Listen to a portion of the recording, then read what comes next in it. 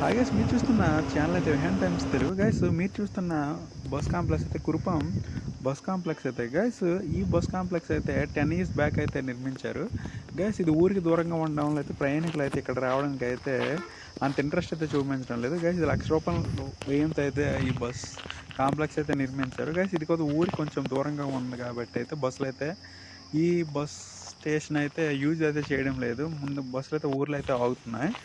Guys, ఈ bus station అయితే మనకి వినియోగం తెస్తే మాత్రం ఖచ్చితంగా ఇక్కడ నుంచి అయితే కుమలక్ష్మీపురం, నెక్స్ట్ పార్వతీపురం, పాలకొండకి, నెక్స్ట్ ఇక్కడున్న ఏజెన్సీ విలేజెస్కి అయితే చాలా హెల్ప్ఫుల్గా అయితే ఉంటుంది. ఎందుకంటే అవి ఎండగా ఉండడం వల్ల ఎండలు, నెక్స్ట్ వర్షం వచ్చినప్పుడు అయితే వాళ్ళు బయట షాపుల్లో నిల్చోవడం గట్రా చేస్తాం కాబట్టి ఈ బస్ కాంప్లెక్స్ అయితే వినియోగం తెస్తే మాత్రం చాలా హెల్ప్ఫుల్గా అయితే ఉంటుంది. ఏపీఎస్ఆర్టీసీ వాళ్ళకి ఖచ్చితంగా అయితే ఈ బస్ కాంప్లెక్స్ వినియోగం తేవాలనేది అయితే కోరుదాం. ఇది గైస్ నా వీడియోని లైక్ చేయండి, షేర్ చేయండి, ఛానల్ సబ్స్క్రైబ్ చేసుకోండి. Okay, thank you guys.